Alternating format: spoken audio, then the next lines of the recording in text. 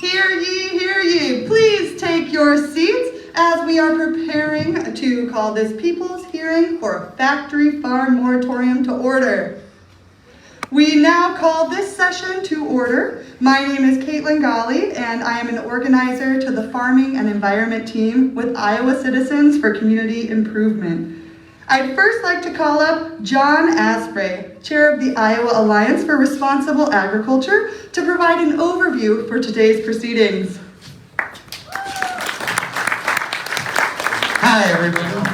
Let me take this down for a moment. My name is John Asprey, and I'm the chair of the Iowa Alliance for Responsible Agriculture, as well as senior organizer with Food and Water Watch, based in Des Moines. The Iowa Alliance for Responsible Agriculture is a coalition of more than 25 organizations committed to a vision of, you guessed it, responsible agriculture, which is not something you see a lot of nowadays. Since the Iowa Alliance for Responsible Agriculture was founded around 8 years ago, we've been fighting to call attention to the deep problems that have been caused in Iowa by our current system of industrial agriculture, aka factory farming. So in 2018, the first legislation for a moratorium on factory farms was introduced in the state of Iowa by Republican Senator David Johnson and Democratic Representative Sharon Steckman. Sorry, name tag malfunction. So since 2018, this movement has built and wielded power. More and more legislators have come over to supporting a moratorium on factory farms. But the unfortunate reality is that factory farming has a stranglehold on our state and on our state legislature. Despite dozens of legislators co-sponsoring and supporting this bill, the Republican leadership in the legislature has prevented it from receiving a fair hearing in committee over and over again. Well, I think we and everyone here has had enough of that, and we're not waiting around for them. The people of Iowa deserve to be heard on this issue, which is why today we are presenting our own hearing, a people's hearing, to make the case for a factory farm moratorium. So we'll have testimony from community advocates, farmers, and experts focusing on the ways that factory farms have impacted Iowa, our communities, our farmers, our water, our air, our health, and more.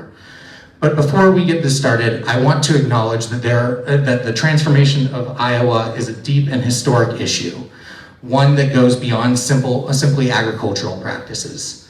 We meet today in the community of Ames, which now occupies the homelands of Native American nations to whom we owe commitment and dedication. Iowa is now situated on the homelands and trading routes of the Iowa, the Meskwaki, the Sac and Fox, the Oto, the Omaha, and many more. And because history is complex and time goes far beyond memory, we also acknowledge the ancient connections of many other indigenous peoples here. The history of broken treaties and forced removal that dispossessed indigenous peoples and their homelands was an act of colonization that we cannot erase. As we reckon with the issues of factory farms today, we must also commit to understanding and addressing these injustices, as glossing over this history will only lead to incomplete solutions in our fight for an equitable food system and a better future for all Iowans. So, without further ado, I would like to introduce and invite our judges for today's event. All rise.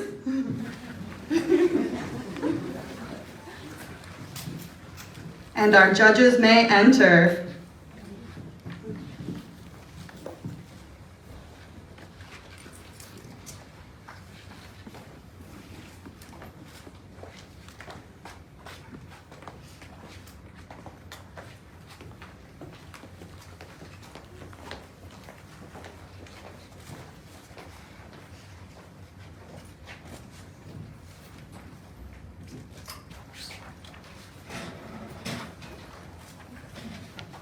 You may be seated. So today we have chosen 3 esteemed Iowans to serve as judges for today's event. I'd like to give them each an opportunity to briefly introduce themselves before we get started.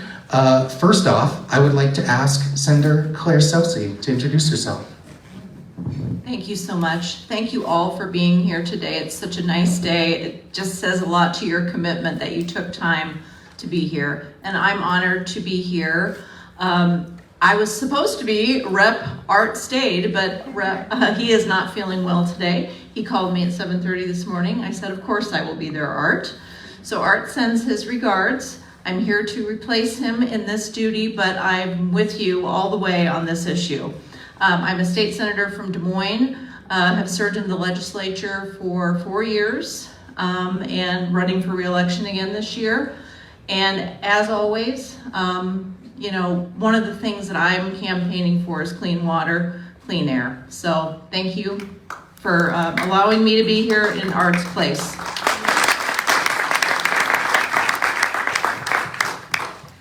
And I am Silvia Secchi. I am a professor in the Department of Geographical and Sustainability Sciences at the University of Iowa and a graduate of the very grand and troubled, I would say, institution that is right here in this town. I have got my PhD in economics at Iowa State. My work is around the environmental impacts of agriculture in the Corn Belt, so this is what I study every day. I'm delighted to see people from Ames, which is kind of like, you know, this is ground zero for where the lies start and are science-based. So it's good to see that the resistance is alive and well at my alma mater's town. So thank you for being here.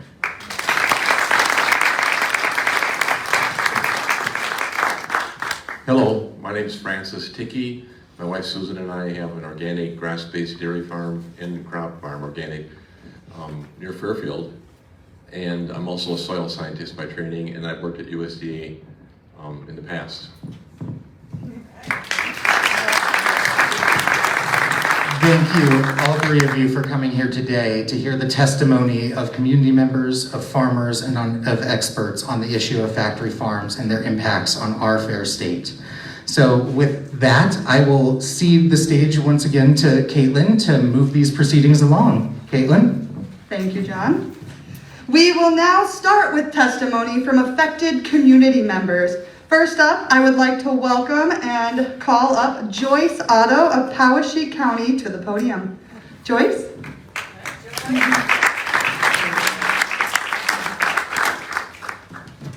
I didn't know I was going to be first. And boy, do I have a pathetic story to tell you about my life. It began when I started my small business called Family Life Elder Care. I used my registered nurse skills to care for the special needs of 2 nursing home patients, and this is within my own home. We had a great life out there in the country. They loved it, I loved it. Then a year later, our neighbors, just a half a mile north of us, moved in 2 hog confinements, each holding almost 2,500 hogs.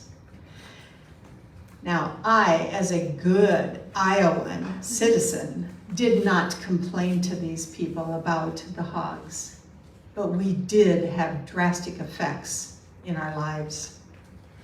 We frequently had to cut our time outside because of the horrid stench.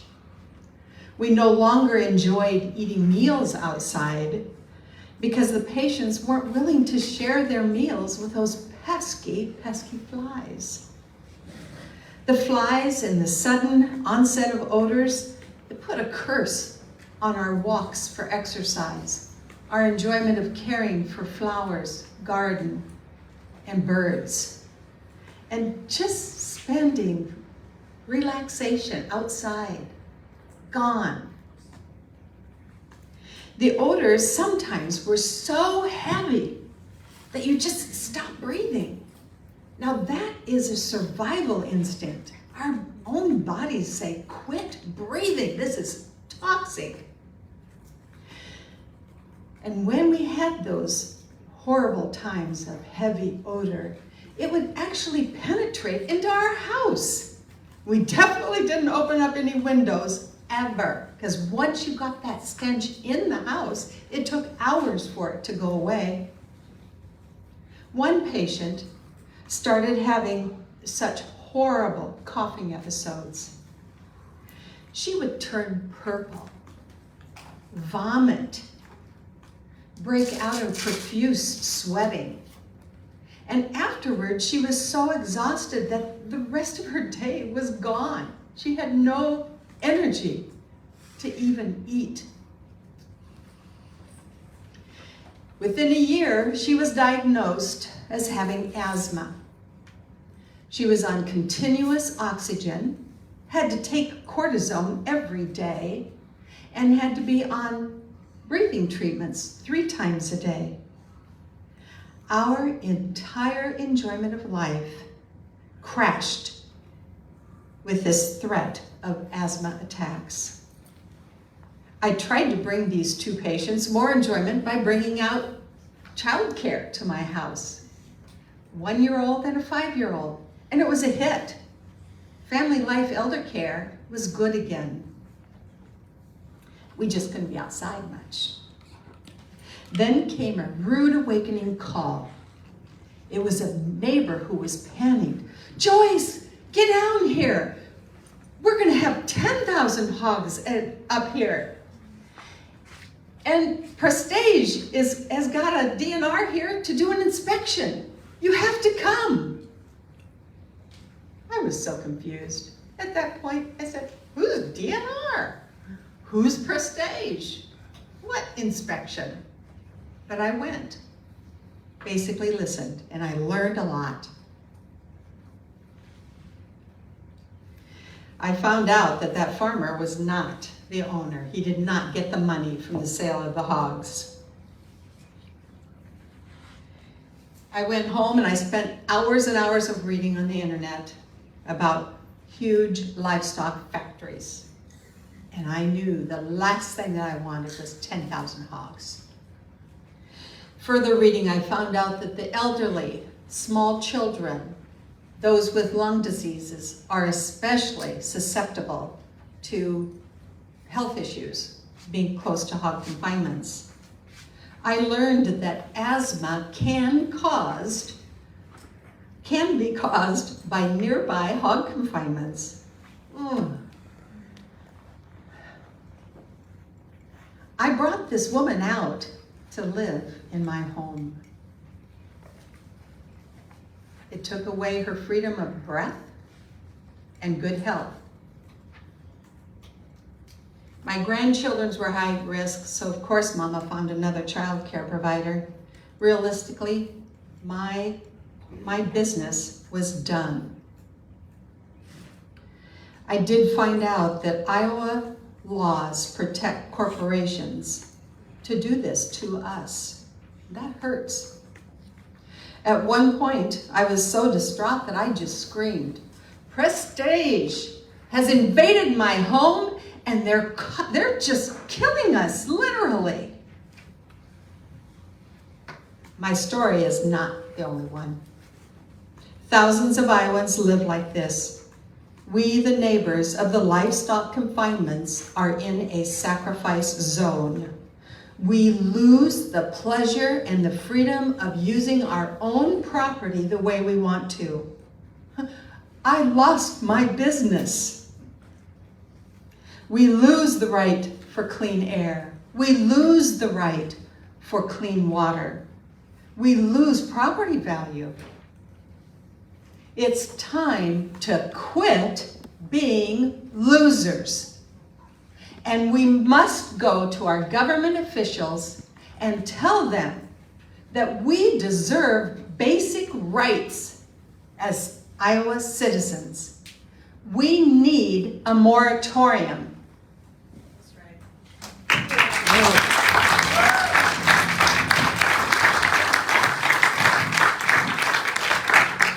Thank you so much, Joyce. Next, presenting remotely from Fairfield, Iowa, is Diane Rosenberg of Jefferson County Farmers and Neighbors.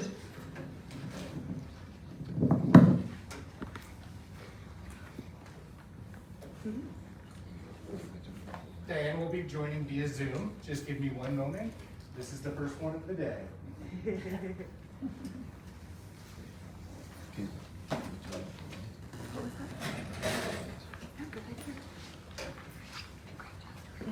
While you're doing that, can I ask you a question? Yeah. Did the hog owners ever express any concern about your health issues or anything? They denied it. They said that our two dogs that we had probably caused the asthma. Well, at the state level, people say it's the geese that are causing the water quality problem. So you should not be surprised that that's the reaction you got. The geese and the gulls. And this year, maybe the pelicans, because we had them too. Yeah, we've had a lot of pelicans. You're right. For expediency's sake, Caitlin, would you like to call the next witness while I tinker with the Zoom? Sure thing. All right, everyone. So we will have Diane Rosenberg with us shortly. Up next, we'd like to call up Cherie Mortiz with Iowa Citizens for Community Improvement to the podium. Cherie?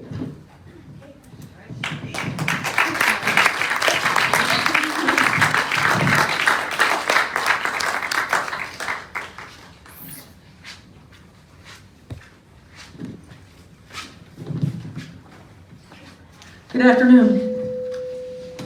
My name is Cherie Mortiz. I am a proud member of Iowa Citizens for Community Improvement. I'm also the board president of our CCI Action Fund. I'm from Des Moines. My pronouns are she, her, and I'm also a retired school teacher, public school teacher. You know, when I retired in 2011, I was well aware that Des Moines Water Works was really struggling with the high nitrate loads coming downstream. But when I was still teaching, I had an environmental group, a club, and we coordinated with the Iowa Conservation, and they would take us out to do water sampling. And we began to examine some of the streams that go through Des Moines, and some of them had problems. Some of them had problems, but they had been resolved because there seemed to be some oversight and regulation around the industries in Des Moines. And yet we still struggle with high nitrate loads coming downstream. We struggle with E. coli in Grays Lake, and it went on and on.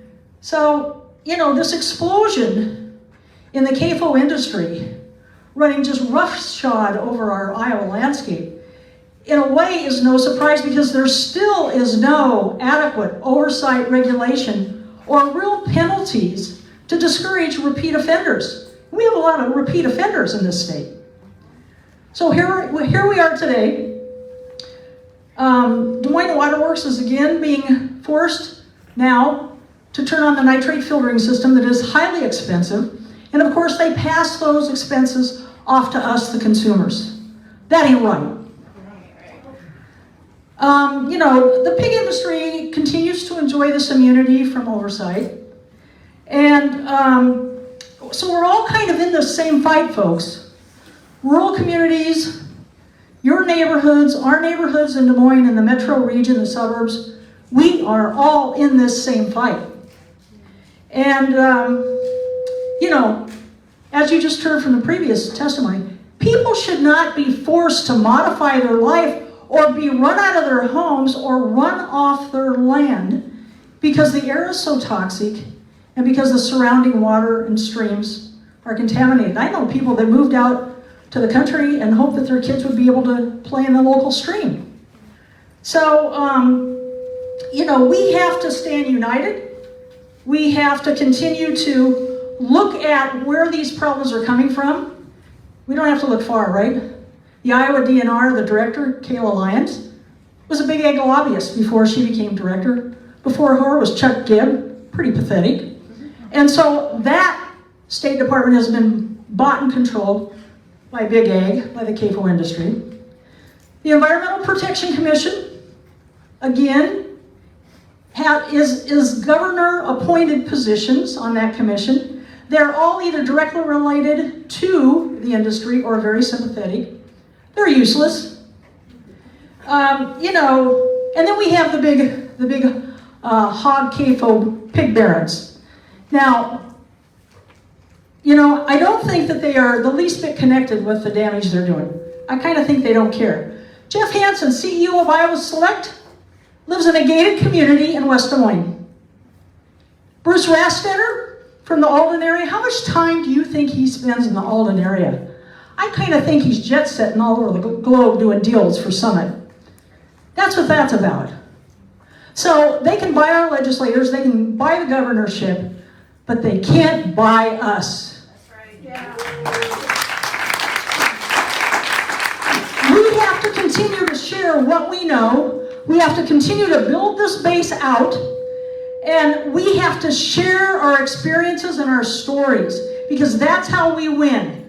We have to win more local elections, because elections matter. We got to win school boards. We got to win city councils. We got to win county boards of supervisors, because that's where the fight is now. That's really where the fight is right now.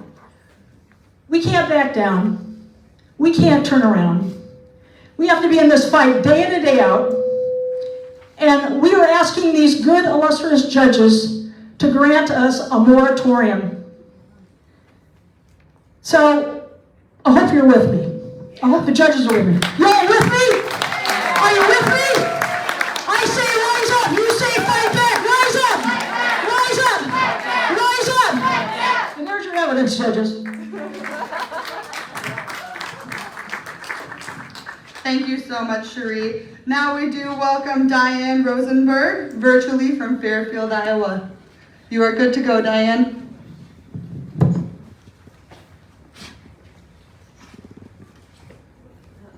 Diane, can you hear us? Yeah. If you unmute, we can hear you too. Where are you? No. Oh, Yeah. amazing.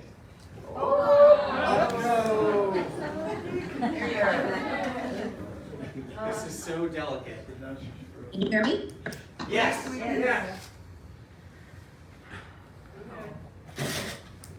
Yes, can you hear us? Can you hear me? Yes. Yes. Can you hear us, Diane? Hey Diane, we can hear you, but I think with this thing plugged in, you can't hear us.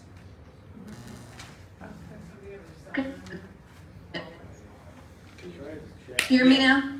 Absolutely. I can hear you. All right. Okay, very good. Thank you. Well, hello, everyone. My name is Diane Rosenberg, and I'm the Executive Director of Jefferson County Farmers and Neighbors, a consultant with the Socially Responsible Agricultural Project, and a co-founder of IARA. For the last year, I've worked with many community groups that oppose a factory farm. I worked with one such group in Jefferson County that faced a 24-head hog confinement back in 2016. This is a testimonial by a neighbor, Joel Bresner, who was unable to be here today, but he asked me to share it with you. I live in Jefferson County, about 1.5 miles from a CAFO that was built in 2016. It's immediately adjacent to a neighborhood with several families with small children. I'm very concerned about the health of these children, as I know having to breathe noxious air can have a huge negative impact for a young person. Just before the construction began, I organized 2 neighborhood meetings to express my concern about how the quality of life would be seriously negatively impacted from this CAFO, and that the values of homes in the neighborhood would be greatly reduced. Many neighbors came to both meetings, and surprisingly, the CAFO owner showed up to the first one. During the meeting, several neighbors expressed concern about the negative impacts. But the CAFO owner said more than once, "The law is on my side." One neighbor said, "That may be true, but it doesn't make it right." The owner offered to give us a tour of another CAFO he managed about 10 miles away, and he owned it. My wife and I and 2 others did in fact visit it, and we all went inside for just a minute. He thought the smell wasn't bad at all, but I thought it was awful. I am aware of the many problems with having a CAFO in the residential area, but the main one for me is the smell. Last year, for example, the smell was a real problem on many days, especially in the summer, and at times it was very hard to be outside at all. My wife and I seriously discussed moving out of Iowa, and we made some inquiries into buying property. By the way, they have a lovely place that they were thinking of leaving. I object to CAFOs in general, as I feel they are cruel to the animals, in addition to the great negative impacts on people living nearby. My summary is that if a CAFO absolutely must be built, it should be located at least many miles away from any occupied family homes. The owner also had another plot several miles away from us, but he said he couldn't build it there because it was close to a country club, and that those people would not let him do it, meaning the rich have clout, but ordinary people just have to live with it. Thank you, Joel. Well, ordinary people don't have to live with it. If the state legislators did their jobs for people and not corporations and passed a factory farm moratorium. I encourage you to keep urging the legislators to support the moratorium bill. Don't give up and vote out anyone who won't support it. Thank you.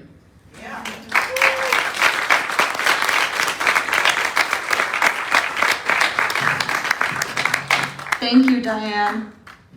Up next to the podium, we call Tommy Hexter, board member of Poweshiek Cares and Iowa Farmers Union.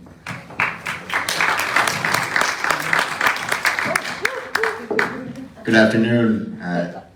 As Caitlin said, I'm Tommy Hexter, and I'm the beginning farmer member of the Iowa Farmers Union Board. This afternoon, I'd like to take a few minutes to talk from a beginning farmer's perspective on the impacts of CAFOs. I grew up in central Virginia on a small egg and vegetable farm, and I now run my own urban vegetable garden in Grinnell. The soil was a lot better here in Iowa. I myself am a young producer, and I work with many young producers selling their products through a local market called Grinnell Farm to Table. I'm also on the Soil and Water Conservation District in Poweshiek County. And so I'm around a lot of people focused on conservation and food production.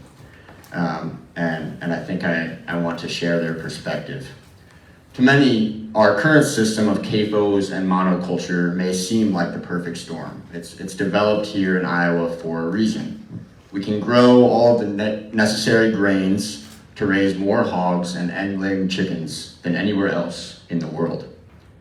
In reality, however, the current industrial farm system, which is supported by our state government and DNR, is a downpour that is eroding farmers' ability to choose to farm in the way that they want to.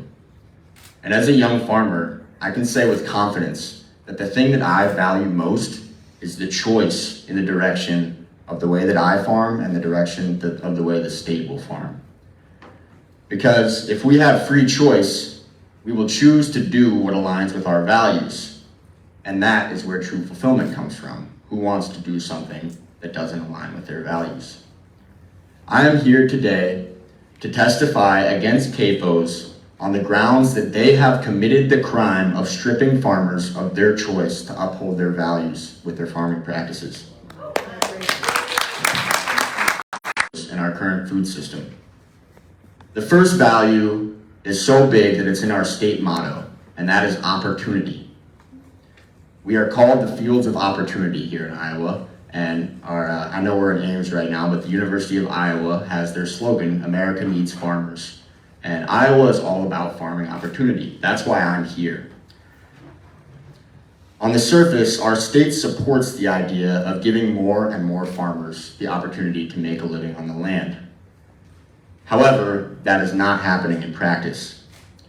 With the case of CAFOs, industrial ag corporations will claim that CAFOs help kids stay on the farm generation to generation by adding another source of income for the family. While this may be true for a select few who are already powerful and wealthy enough to own farmland, this is a handful of lucky individuals. And CAFOs are part of a system that is structurally built to have fewer farmers on more land.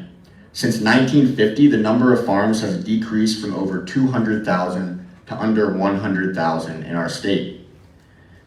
The more CAFOs we put up, opportunities for farmers are disappearing. The second value that CAFOs contradict is environmental stewardship. The DNR here has a mission to conserve and enhance our natural resources to improve the quality of life in Iowa and ensure a legacy for future generations. They have a nutrient reduction strategy which aims to reduce our state's contribution of nitrates to rivers and waterways. It suggests putting down 150 pounds per acre of nitrogen. However, the state is currently averaging 190 pounds per acre of nitrogen on cropland. This is because we are the world's largest producer of manure. And the more manure we produce, the more nitrogen we're going to put down. The soil cannot hold all of that nitrogen. So while the DNR claims to value the nutrient reduction strategy, if they continue on with CAFOs, the amount of nitrogen is going to continue to increase. We can't have any more of that in our waterways. The third value that CAFOs contradict is rural community development. And as Joyce shared earlier, we're seeing that people do not want to live in rural communities where CAFOs are. I met a 26-year-old man in Grinnell named John McNulty who was genuinely ashamed that he put up a CAFO. He was ostracized from the community, and his choice let down family and community ties that were generations old. This is a sad state for young farmers to have to grow up in.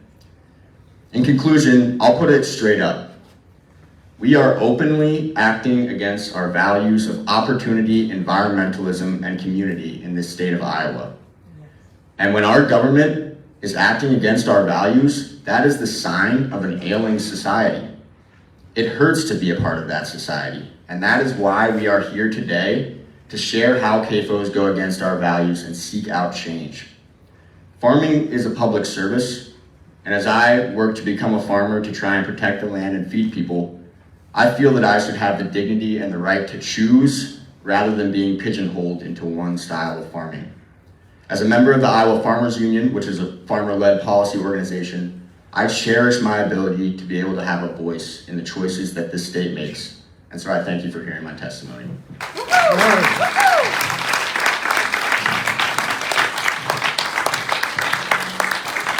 Thank you so much, Tommy. Up next, we welcome Chris Peterson, independent hog farmer, as well as Iowa Farmer Union president and representative of Socially Responsible Agriculture Project, to the stand.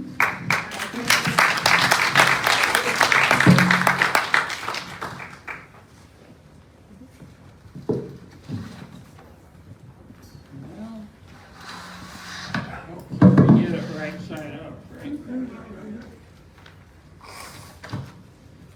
Okay,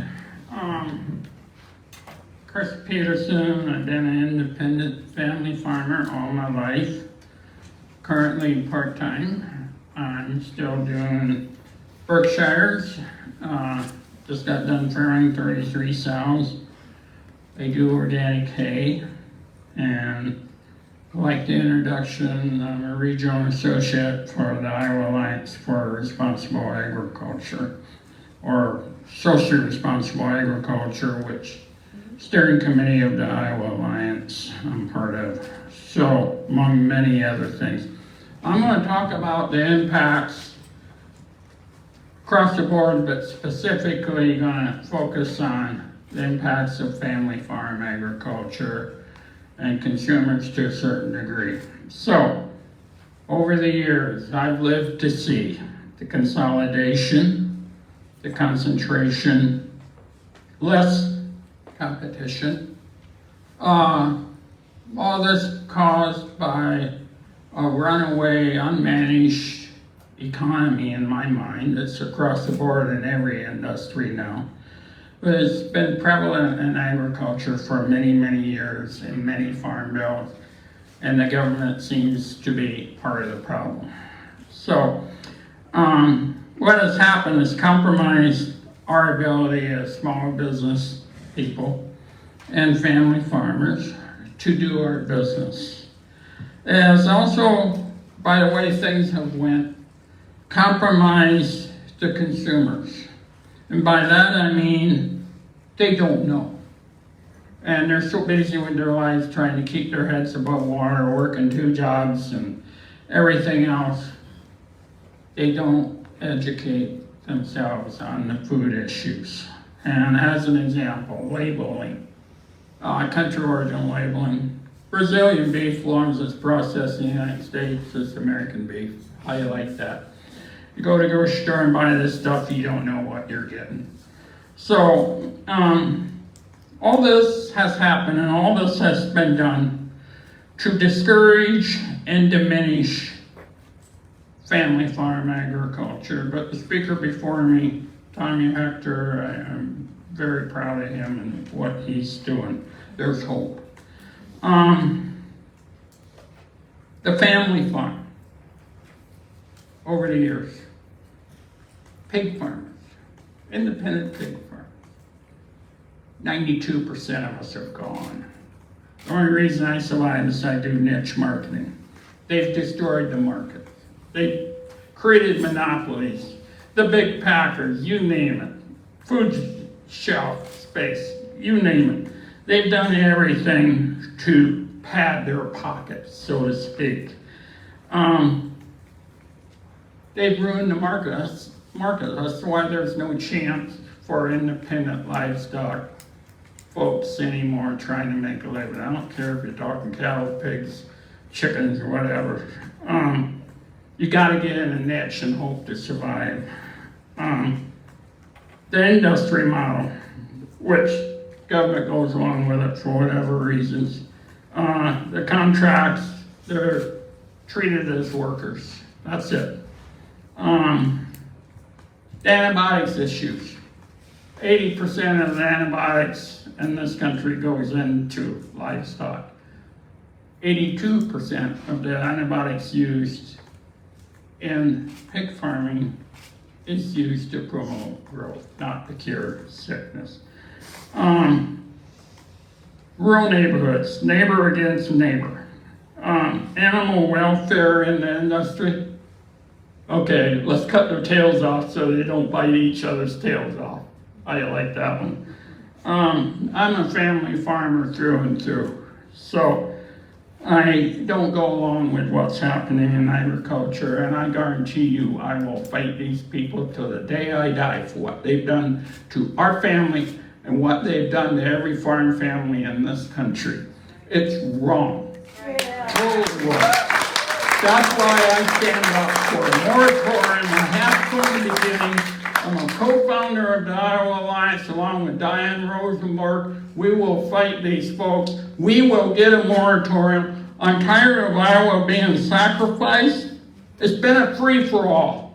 62% of the people in this state want a moratorium. Have at it, politicians. Let's do it. Our for my people have been forgotten in this world we live in today. So, Iowa, it's been a free-for-all, hasn't it? The industry keeps concentrating. We keep polluting our water. More and more factory farms. I'm tired of Iowa being sacrificed. One neighborhood at a time. Moratorium now.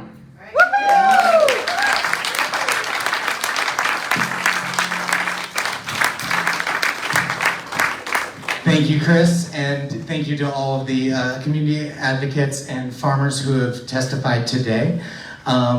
It's especially Chris. I mean, it's great to have a former IFU president, independent hog farmer, and all the other hats he wears in the room. So right now, we're going to take a 10-minute recess for folks to, get up, get some fresh air. And when we return, we're going to hear from a number of experts on how factory farms are affecting them and their fields. So feel free to, get up and walk around, and we'll see you back here at 1:57.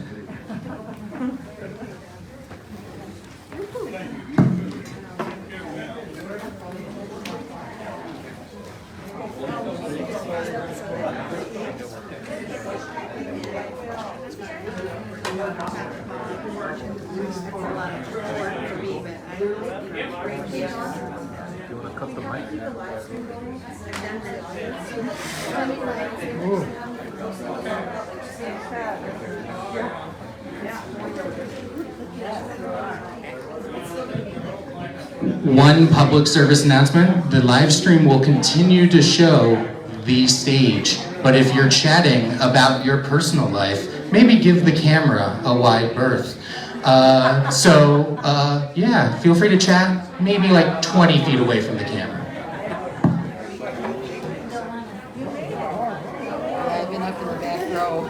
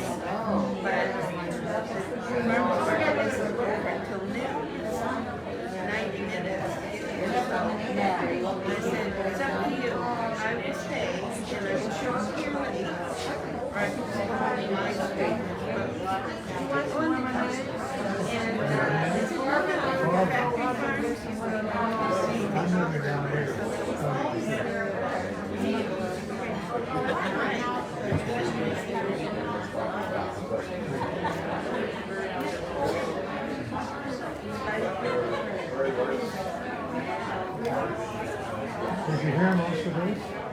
Yes, the last two. Oh, good. Yeah.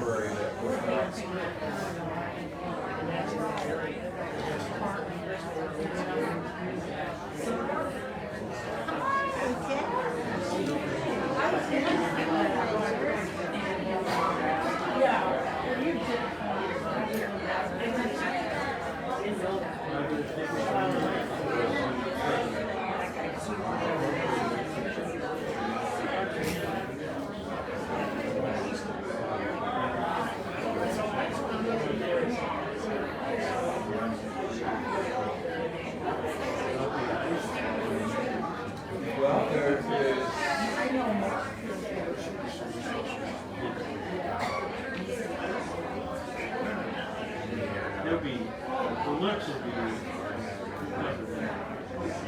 there'll be other things.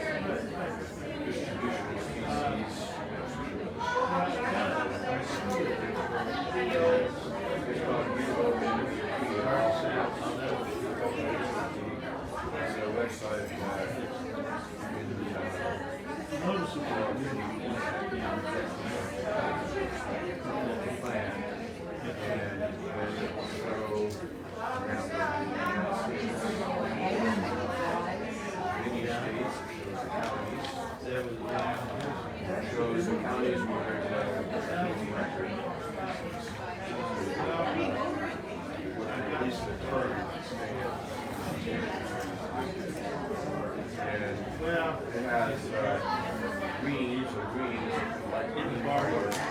County has electric. But this thing is that I don't know where it's website. If it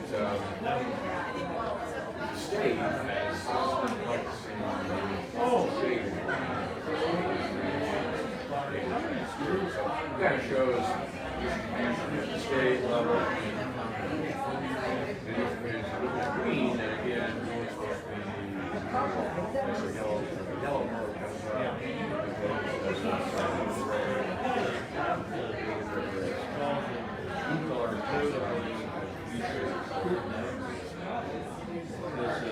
so it's a good resource. You have to should, but what it's showing is any record that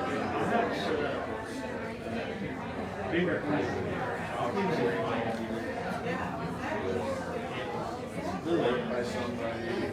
Yeah.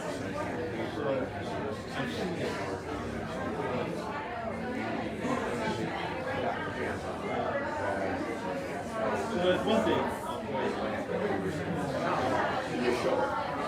You know, that's the first. But that's, so it's a little bit misleading when they say, it doesn't mean it's native. Because some of the places, it's all good, great example of being it would be almost an every, because it's been planted all over. There's a record for it being planted, or a record for it to show up. It's only native to 10 campuses.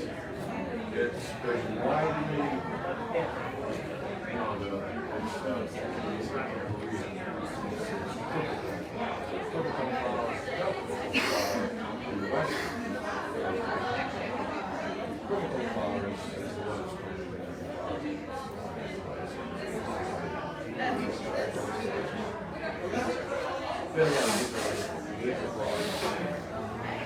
and it has a little bit different quality.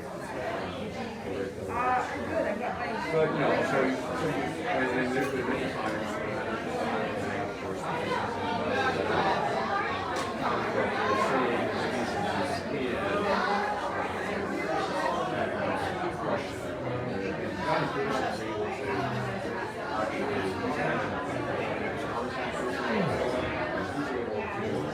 look at the source of that, the color deals with it, these times, the database is input. Thank you. You crowded up there? I'm going to go get some paper. It's better than nothing. So, Very good. Look at your county.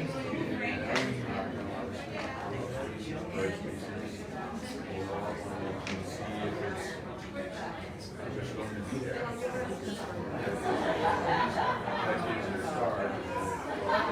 Suggests that maybe it's species that are less likely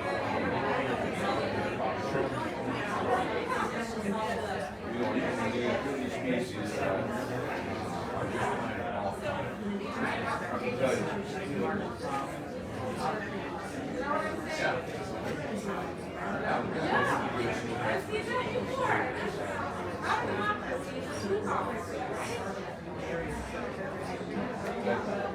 Well, what the resources have, it's really good.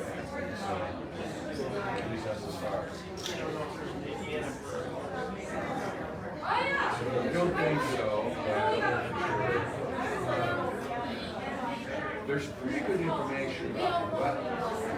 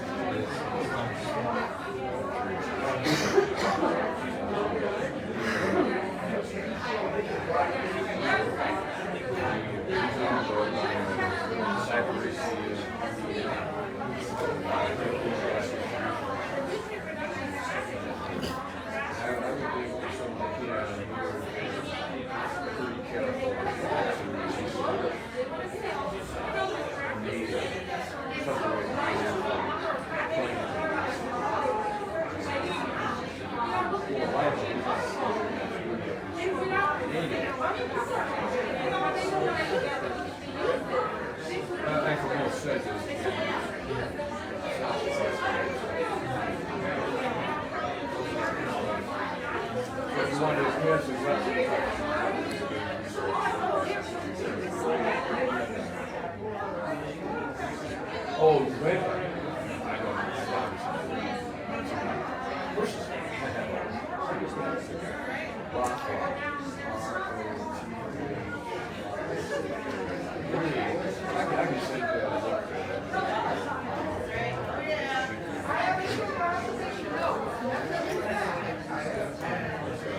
right, everyone.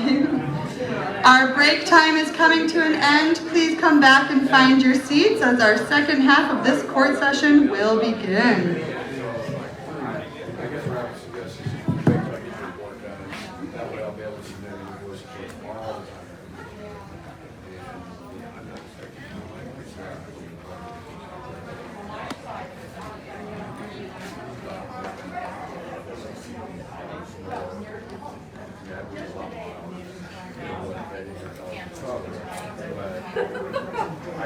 They don't have a choice.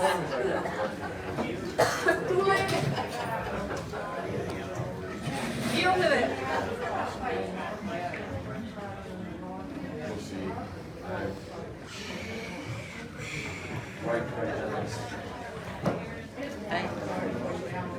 Really slow. I made it.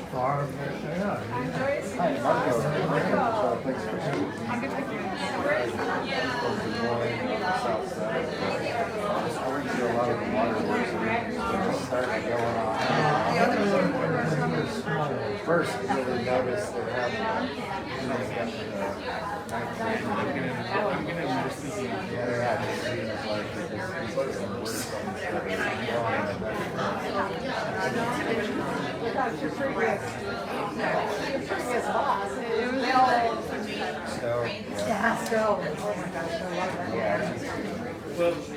All right, everyone, welcome back. If you can please find your seats and keep chatter to a minimum, we are going to kick off the second half of our court hearing.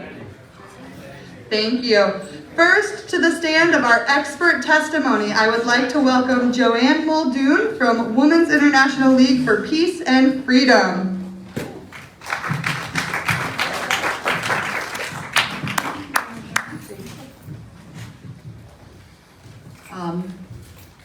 Thank you. I'm just recently retired from working 4 decades in various programs in public health.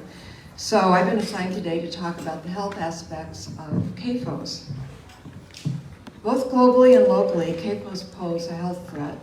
Locally, as you've heard from Charisse earlier, CAFOs are a threat to the health of workers and their neighbors. Globally, CAFOs are fertile grounds for the emergence of new virulent human pathogens and contribute to the Earth's warming on a scale few realize. Workers in CAFOs experience daily intense exposure to pathogens, airborne contaminants, and odors that are hard to tolerate. And again, as Charisse noted, neighbors of CAFOs face 24/7 exposure to the same pathogens and contaminants as CAFO workers. And again, exposure to odors that few of us could stomach. Neighbors also face increased exposure to flies and mosquitoes, common vectors of human disease, on a daily basis. Charisse went into some of the health conditions that can result to neighbors of exposure, including asthma, exacerbation of COPD, and even a decreased emotional and mental health well-being just because they live near a CAFO. With more than 10,000 CAFOs in Iowa, which is more than, on average, more than 100 per county, and the number of CAFOs growing every year, more and more Iowans are finding themselves living too close to CAFOs for the good of their health. Looking more broadly at the global level, there seem to be 3 main health effects caused by CAFOs. First, CAFOs contribute in a large way to global warming, emitting greenhouse gases on par with the entire transportation industry. Second, CAFOs offer fertile ground for the emergence of new and virulent strains of influenza. In a crowded CAFO, swine, avian, and human flu viruses intermingle, creating novel hybrid flu viruses. At some point, these novel flu viruses are predicted to become one or two or three or a handful of them, extremely virulent new flu viruses in humans, causing another global pandemic on the scale of COVID or the 1918 flu pandemic. CAFOs also offer a fertile setting for the emergence of antibiotic-resistant bacteria. 70% of the antibiotics used in this country are fed to healthy livestock to prevent disease in unhygienic conditions, not to treat disease. Some of these antibiotics used in feed are the very same ones that we are given when we get ill. As a result of overuse, last resort antibiotics now employed in hospitals and in nursing homes to cure resistant pathogens in humans will become less effective, if not ineffective, in the future. At the rate we are going, an estimated 10 million Americans, those who are most vulnerable in our population, will die each year from antimicrobial resistant germs by the year 2050. Because of this, the World Health Organization, the Health Division of the UN, has called for meat producers everywhere to cease the use of antibiotics in healthy animals. This has yet to occur. Recognizing these health effects, health researchers at the University of Iowa, including David Osterberg, who's going to follow me next, as well as the American Public Health Association, are calling for a moratorium on new CAFOs, just like we are here. One of the most important things we can do for the health of ourselves and our planet is to find less costly and healthier ways to feed ourselves. And a CAFO moratorium is a first step in doing that. Our children and grandchildren, and really the entire planet that we call home, will thank us for it.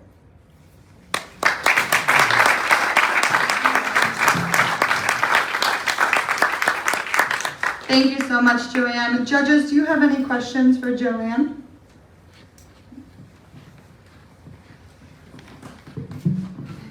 Well, Joanne, I don't know if this is a question for you or for David, who's going to come next, but I think either of you should probably address the issue of how easy it is to monitor and how much monitoring we're doing of this environmental impacts of CAFOs, and whether for example, public health researchers are allowed on site to collect samples and look at the health of farm workers who work in these CAFOs. Not 2 years ago, I think we had the death of a young lady who was cleaning one of these CAFOs, and her mother was the contractor, I believe, for that was in charge of cleaning that facility, and this young girl died. So how much do we even know about the extent of the damage, and how much is going underreported? Yeah, good public health surveillance. Thank you.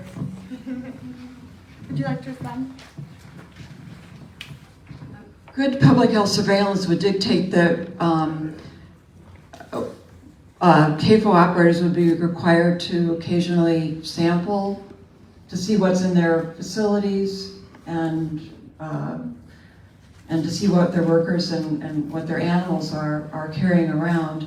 And that has not been allowed. I mean, I worked in public health surveillance for a number of years, and there's no CAFO surveillance going on. Thank you so much. Next, we would like to welcome David Osterberg, retired epidemiologist of the Iowa Department of Public Health.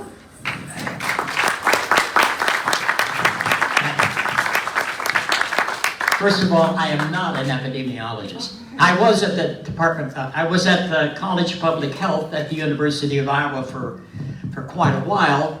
In fact, I was there long enough that I'm now an emeritus professor, which means I have free parking for life on campus. Very few people can say that. But I want to talk about something a little different, because this is what you hear from the industry. And that is that you can't do anything in Iowa. You decide to put up a CAFO, you decide to do anything, all the neighbors are going to resist. And there's nothing wrong with us, it's the neighbors that are the problem. And, you have to look at that to see whether it's so or not. And I've been working with something called a blue-green group, trying to make sure that when we do solar power, we have good union jobs for the people doing it. And we have two very large arrays of solar panels going into my county, Lynn County. One of those is at Palo. Palo is the old nuclear power plant at Iowa's only nuclear power plant, which has just gone down, mainly because it can't compete with wind, because wind is too cheap. When they decided to replace that with solar panels, I mean, everything was there to get the electricity out because it did that for, 40 years. All kinds of neighbors did protest and said, no, we don't want to have anything like that here because it's all the health concerns that they claimed. And in fact, I heard at one of these hearings, somebody whose house had been there for something like 30 years was worried that there were going to be solar panels in his neighborhood and that would bring down the value of his house. It was next to a nuclear power plant for 40 years. Now, you have to be sympathetic to the industry when they say that. We looked, my colleague at the University of Iowa, Peter Thorne, and I did a study in 2019 on the health effect of wind turbines. A lot of people claim, and you'll see it all over the internet, that there are problems. We looked at it and could find lots of information out there, but nothing really authoritative. And in fact, this is what we concluded. After a thorough examination of the literature, we concluded there is no authoritative evidence that either audible sound or infrasound from wind turbines represents a risk to human health among neighbors. And we did that in the paper for the ISAC, for the Iowa State Association of Counties. Now let's look at CAFOs. There is so much evidence, and Joanne gave some of it, that what happens with these particular critters. There are all kinds of health effects. It is the contamination of water, it's a contamination of the air. Because there's so little regulation, everything, we can, and as Silvia said a minute ago, we're not even sure what is coming out of them because there is so little that they have to do to comply with any kind of legislation, especially in the state of Iowa, where the legislation is about as weak as it is in any state in the nation. CAFOs, if you start out saying, look, neighbors don't like anything and therefore CAFOs are fine, do not believe it. There are so many health effects associated with CAFOs that we need to have a moratorium right now. We should not subject any more neighbors to this, and as Joanne also pointed out, the whole question of antibiotic resistance means that all of us, whether we are even remotely close to one of these facilities, is at risk. CAFOs are a health effect on Iowans, and we ought to have a moratorium, period.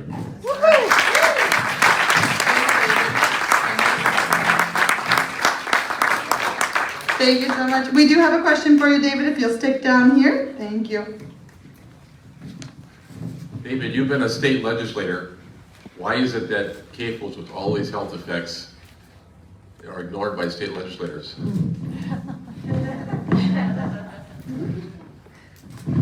Francis already knows the answer to this. I mean, I was out of the legislature before they passed the 1995 law, so I'm not in any way responsible. I didn't vote against it. I didn't have anything to do with it. But something to do with the 2002 law, which followed a major study done by Iowa State professors from the Department of College of Agriculture, and then about 18 people from our College of Public Health at the university, and concluded that there were certainly all kinds of problems, and yet the legislation that then followed from that set up this master matrix, which was just silly as far as trying to protect neighbors.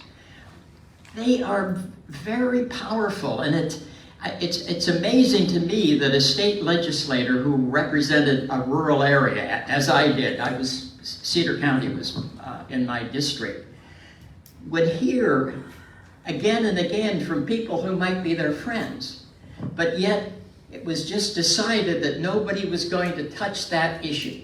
And that's what the Republican Party decided. You never actually began to debate it. You never let a good legislator like David Johnson never had his day in court. They would never even allow that bill, and he had several, I think 17 different pieces of legislation that he proposed. Not one of them even got a hearing at a subcommittee level. They just want to ignore it. It doesn't exist. And it's the problem neighbors who don't like anything. That's what they get away with.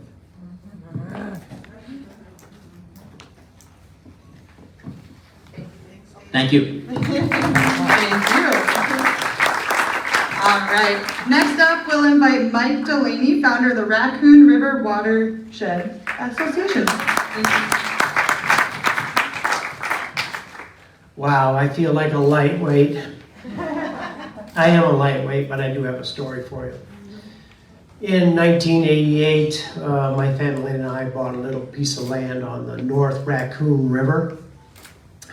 I'm a paddler, I'm an angler, I've got a Labrador that loves the water, and we were looking for a way to access and use the North Raccoon River. That was in '88. So I put in a prairie, tried to improve the woodland, got honeybees, an orchard, a garden. I mean, this little piece of paradise. It is a wonderful piece of ground. And the river in '88, we swam in it, we fished in it, we paddled in it. And I was thinking today, maybe it had something to do with the farm crisis, that things began to deteriorate after '88. I began to see a decline in the quality of the water. My dog has had problems with ear infections, eye infections, rashes. Paddlers were complaining about rashes on their arms just going down the river. It's like, whoa. So we stopped swimming in the river. We still paddle on it, but I don't recommend that you get in the river if you've got an open sore, because a good friend of mine dumped his canoe and struggled to get out of the river and had to go over a log jam, got into some wood, and he got a sliver under his fingernail. And that night his thumb swelled up. The next day the doctor put him on a very serious antibiotic because of fear of an antibiotic-resistant bacteria that was really going to go after him. So those are specific examples of particular problems. I founded the Raccoon River Watershed Association with 7 friends and neighbors because I thought the river needed a voice. Didn't seem like anybody was speaking for the river or any aspect of our natural environment. We have organizations that defend it, but it doesn't sound like the voice is very large coming from our rivers and our lakes. Any voice that's coming is not being heard by people in power. So that organization started off with an attempt to improve the water trail with signage and maps and encourage people to get on the river and to use the river with the hope that people would get out there and care more. COVID has really done the job on getting people out in nature, and a lot of people are coming down the river, but some of them on rafts and inner tubes, and they don't really know the dangers that are there from a river that carries that much bacteria. It's impaired really for nitrogen and phosphorus and bacteria, no matter what the DNR tells you right now. Since it is on the impaired waters list, then they take it off the map and say, we're doing something about it, but they're not. So that whole thing's kind of farcical as far as I'm concerned, as far as I can tell.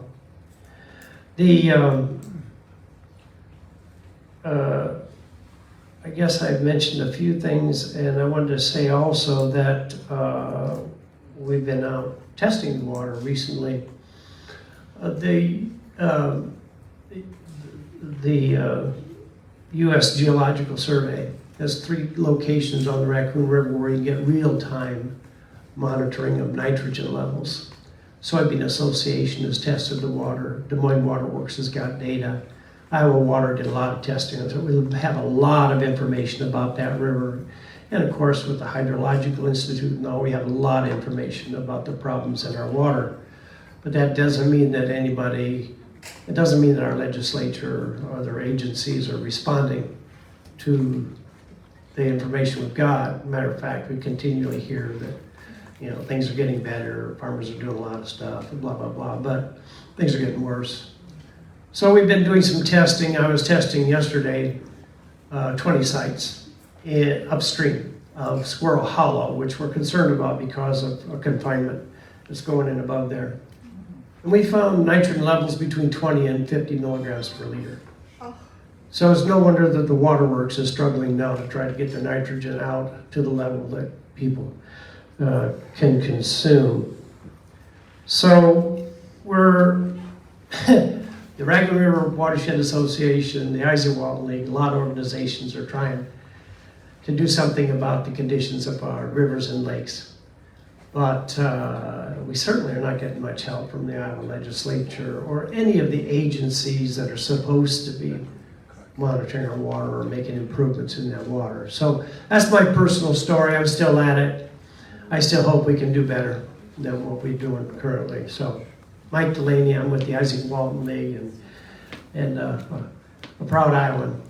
I know we can do better. Thank you. Judges, do we have any questions for Mike?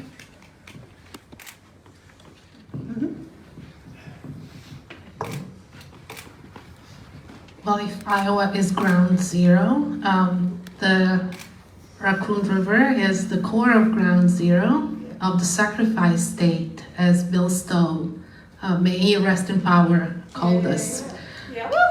So I would like you to comment on the fact that in the Raccoon River watershed, farmers were in the position to receive lots of money for conservation payments, and they actually turned that money down, and that money had to be returned. So how does a voluntary strategy work if nobody volunteers?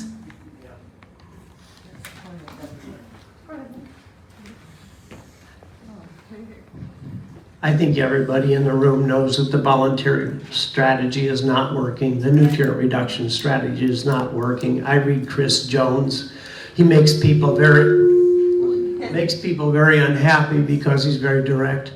But I'll tell you what I've learned from the Isaac Walton League. 100 years ago, trout fishermen got together in Chicago and started an organization that was dedicated to clean up the water. And finally, in 72, I think it was, 75 something, we have the Clean Water Act. But farmers are exempted. So that's what we're dealing with. Farmers can pollute. And there's nothing that you and I can do about it except testify. I've done a lot of that. And I mean, a lot of us have testified, but I found that it doesn't do any good to testify anymore. Those organizations are controlled by the opponents. So the voluntary system is not working.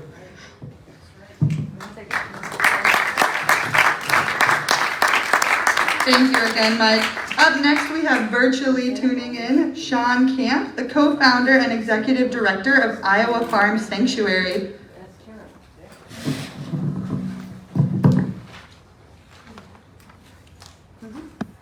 Sean, can you hear us? I can hear you. Can you hear me? Wonderful, we can. I'm going to put you right in front of the judges, and then feel free to give your testimony. Oh, wait. There she goes. Oh, this cord. There. All right, can you hear us? Yep. Okay, this is a very fickle cord, but you're up on the screen. All right. I am a little long-winded, so I'm going to be going from my notes today so that I can, for the sake of time. All right, so as noted, my name is Sean Camp. I am the co-founder of Iowa Farm Sanctuary, Iowa's leading farm animal rescue organization. A CAFO, just as defined, is a confined animal feeding operation. The acronym alone tells us a lot about what we can assume of the living conditions of the animals within these systems. The animals are fined and they're seen as mere commodities to be fed. Animals who are deprived of their natural instincts become physical and behavioral degeneration. And for the sake of speaking to Iowa's CAFO population, I'm going to address pigs and egg-laying hens alone, and just a few of the consequences that I have witnessed firsthand from animals that have been deprived of any semblance of a normal life due to living in a confined animal feeding operation. So pigs who live in a natural environment receive their iron from rooting in the dirt or in the mud. But pigs within a confinement, they don't get that natural option for iron, and they must receive iron injections. Pretty much every piglet that we rescue comes to us with some sort of like abscess or an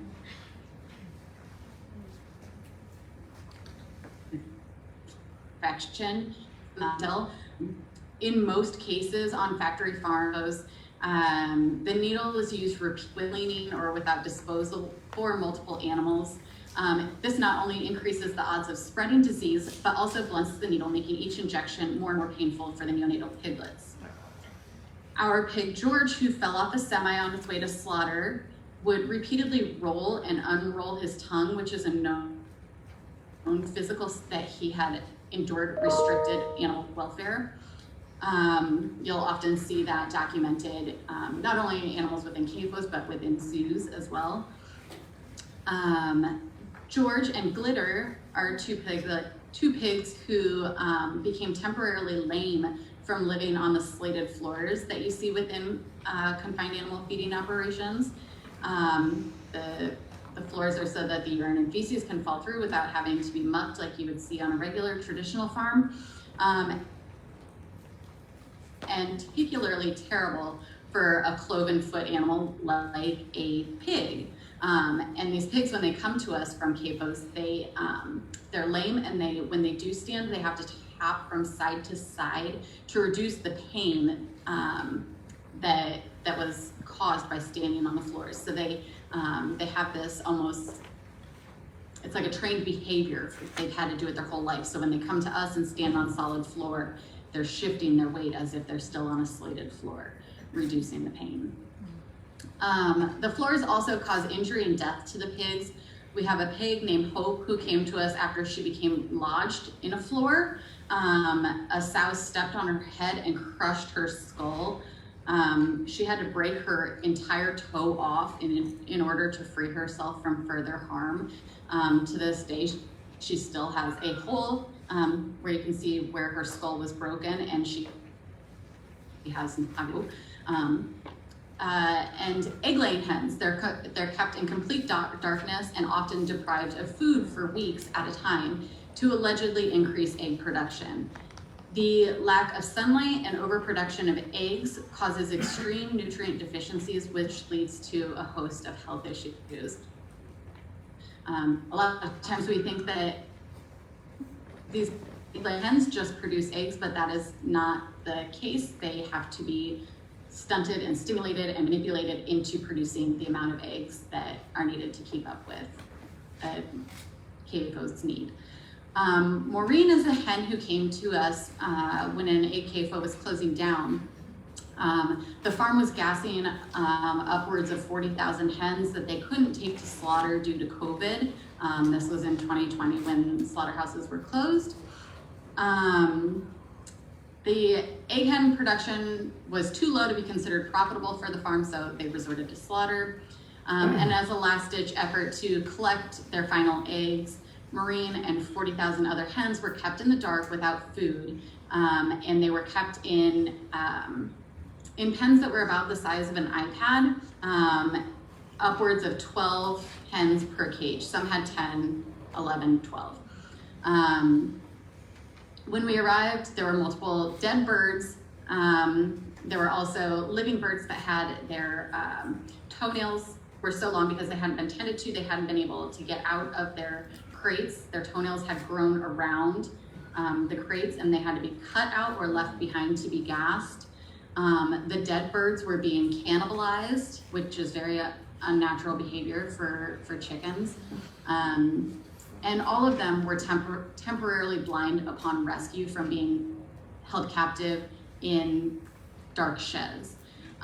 Due to hormone manipulation, Maureen and all of her sisters that she was rescued with, their combs, the part on top of their heads, they were up to 4 times their natural size, which meant that they couldn't hold their own heads up to, and now that they're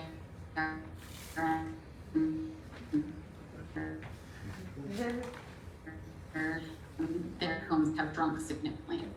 But the environmental side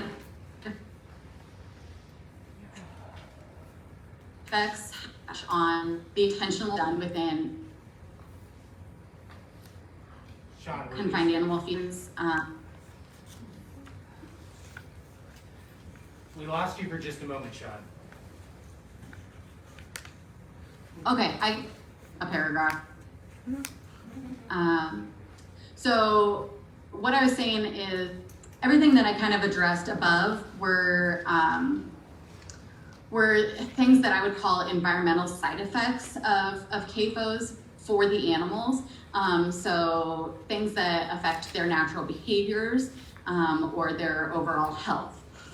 I didn't address the mutilations that are done within CAFOs. These mutilations are typically done so that these confinements can house as many animals as possible without the consequence of animals killing one another. So you think about like turkeys being dispersed so they're not spurring one another to death. Those are considered a mutilation.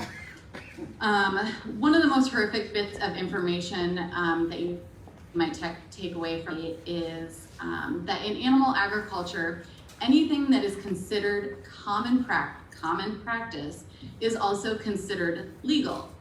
So if the majority of CAFOs participate in any particular practice, it gives a green light to everybody else. CAFOs literally set the standard of care, which is just baffling to me. This means that docking the tails of piglets without anesthesia, castrating male piglets without anesthesia, crushing piglets' skulls on the concrete, crimping their teeth, debeaking birds with hot blades, etc. are all legal simply because they are considered common practice. Of course they're going to be common practice if CAFOs are doing them, because CAFOs, as we all know, occupy some like 90% of where our food comes from now, where our meat comes from. A confinement where one of our piglets came from reportedly packs or pounds against concrete an average of 2,000 piglets per week just for being the runts. This doesn't account for sick pigs or those born with any sort of ailment. That's 2,000 piglets a week at one farm, and it is totally legal because it's common practice.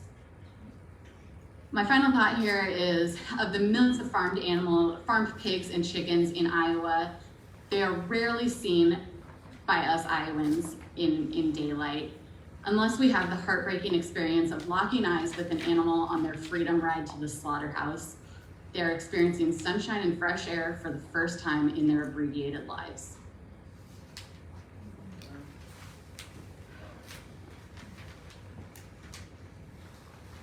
Thank you for your testimony, Sean. Judges, do you have any questions? Okay, we're going to do Zoom and the microphone. We'll see how it goes. Sean, can you hear me? I can hear you. So I assume some people in the audience will have seen that New York Times special op-ed that ran earlier this year, where they managed to get footage of inside of a CAFO and the conditions that those chickens were in. So this is obviously a rhetorical question, and it links to what Joanne was talking about beforehand, but how good a monitoring system do we have to check on the animal welfare and the hygienic conditions of these facilities. How easy is it in Iowa and in the US to make sure that some minimum standards of hygiene and care are met in these facilities?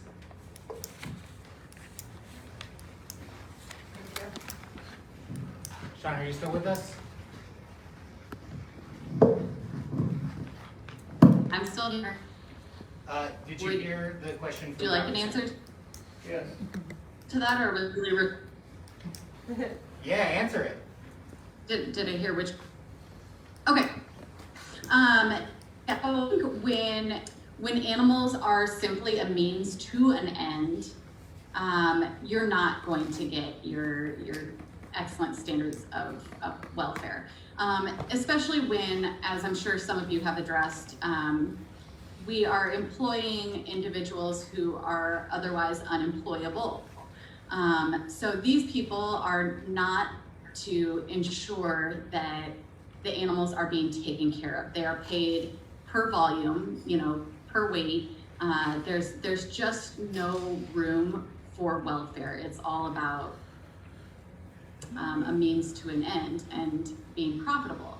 I spoke to packing pigs, and that's done when piglets are days old, and it's done because their value at that time is about 80 cents. So rather than feeding an animal and seeing if they become a marketable sized hog,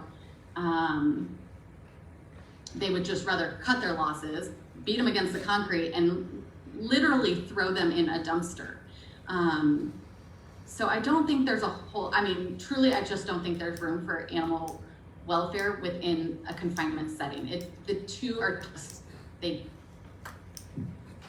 not compatible. So sad. Thank you.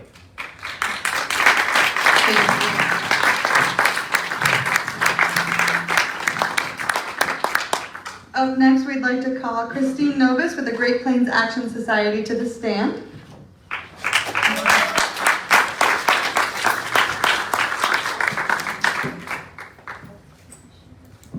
Sakawas Novus. Tansi, Mayo Ponapita Gisagao. Hello, good afternoon. And I'm here today to testify on the Indigenous perspective. I'm going to read, a lot of you know me for talking, but I have a lot to say in a short period of time. 96% of agricultural land in this country is owned by white people. I know that sounds like that's not true, but it is. They also own 97% of the value and 98% of the acres. You can check this out on the USDA website if you don't believe me. This is really important to know. This is why Iowa is Big Ag's sacrifice zone. It's not easy for many descendants of European colonial invaders to admit, but what is happening here in Iowa, the degradation and the pain inflicted on this land and the people and the animals, and the massive contribution of this to this climate crisis is because of their ancestors, of most people's ancestors in this room. And these ancestors brought these colonial farming practices to these lands, and they've honed them over time. And this is the result. This is happening because it is part of a culture of manifest destiny that is now biting itself in the back. And this is why we're in this room. Because the people that have descended from the originators of these practices are now realizing that it's affecting them. From an Indigenous perspective, this situation is more than disturbing. It is heartbreaking to see that Iowa is now the most biologically altered state in the country. It is agonizing to know that colonizers created a landscape so overfarmed and starving for nutrients that there is a deep, deep need to pour petrochemical pesticides and herbicides and heavy metal antibiotic-laden pig waste on the ground, the water, and the air to be able to keep this cycle of violent assault going. Not only is hog farming detrimental to the land air and water systems of Iowa, but historically, this animal is responsible for an abundance of death and land destruction in the Americas. Hogs are not native. They're not a native species to these lands, and they were initially introduced by conquistadors who were not concerned with the destruction of local crops or the influx of disease the animals brought. Some scholars believe that hogs are responsible for the initial massive population reduction to Mexico and the southern US, where they quickly spread disease. The French, who came after, have recorded their visceral reaction to this genocidal aftermath. They recorded going into towns, places that people inhabited that were completely dead, just bodies everywhere. Additionally, the damage was not limited to Mexico, as both American continents have been greatly affected by the massive disease influx spread by hogs. Over time, some tribes were forced into swine herding. They were strong-armed out of their indigenous lifestyles into becoming keepers of their colonizers' livestock.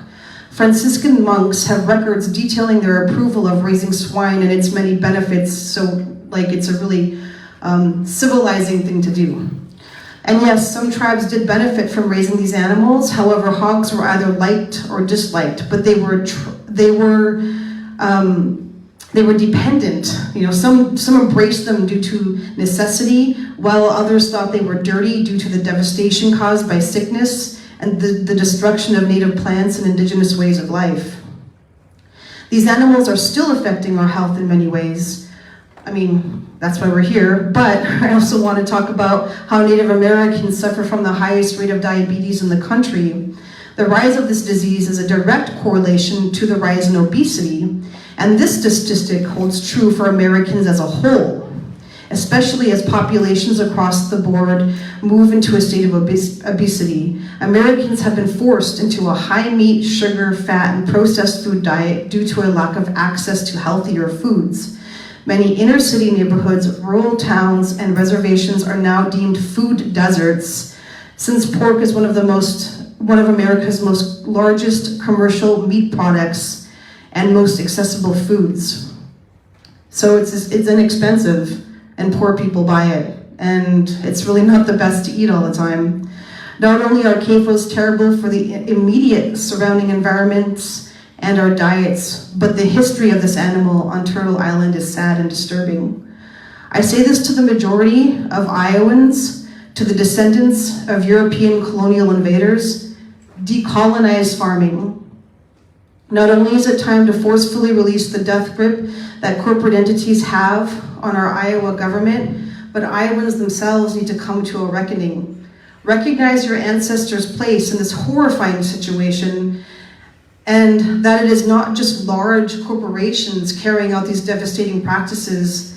There are still small farms that are guilty as well for carrying out the same type of practices, because this is a deep-seated mindset that lives in the heart of this society. It is how this country was built. Be accountable. Know that you have power, because BIPOC folks do not in this fight. Again, 96% of agricultural land is owned by white people. The original inhabitants of Iowa are gone. The Iowa were removed. But I'd like to finish my testimony by asking you to look at the art behind the judges, which exemplifies the mindset that needs to be instilled in everyone if we were to make a difference here. This is a piece that Great Plains Action Society put on canvas, and it was made by Lance Foster, the Tribal Historical Preservation Officer of the Iowa tribe, which are the original inhabitants of Iowa. And it tells the story of how food used to be grown here and how it should be grown here. It comes from a mindset that the earth is our mother, that we love our mother. And what do? When you have a mother, you take care of your mother. But we don't take care of our mother here, because the mindset here is that God gave man dominion over the earth. It's a dogma that you can do whatever you want, whenever you want, however you want, to anything and everyone, and anything that blocks your path and that goal of manifest destiny. And that's the mindset that this state lives by, that this country lives by. And that's why we are here today. So I I just want you to understand that it is your duty of people in places of privilege and power to talk to your neighbors, to talk to your friends, to talk to your family and the farmers you know, because you do have power. Power that we don't. Power that Indigenous people no longer have to make a difference and transform this landscape. And I have written a lot about this topic. I didn't know we were going to have an info table, but if you want to know more about the Indigenous perspective on Big Ag in Iowa, you can go to greatplainsaction.org and you can look at our zine on this and also on the blog if it's easier to read there. So, I hai ki tata mehen. Thank you for your time today. Judges, do we have any questions? Thank you so much, Shakawas.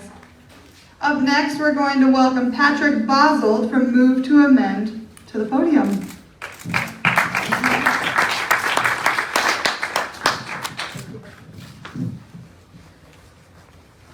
First of all, I really want to recognize everybody who's preceded me. How about that last presentation? Not to mention the one just before that. It's terrific lineup today. Compliments to the organizers of the event. I am here to spend 5 minutes raising hell. And the reason I'm going to do that is because, you know, the last couple of speakers, you heard what they said. The legislature is just not doing this. The regulators just aren't doing this. They're not listening to us. Why is that? How did we ever wind up with the situation that we have in the state of Iowa? I'm on the board of JFAN and was fighting the battle in Jefferson County before that organization was even formed. And it's just, we just keep hitting the wall. Why? I'm here to answer that question for you. Ever heard of follow the money? Well, you might think, you know, what's that really got to do with all the stuff we have to do to address this particular issue?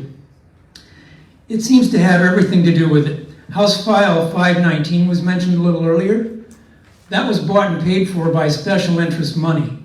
They knew what they were doing.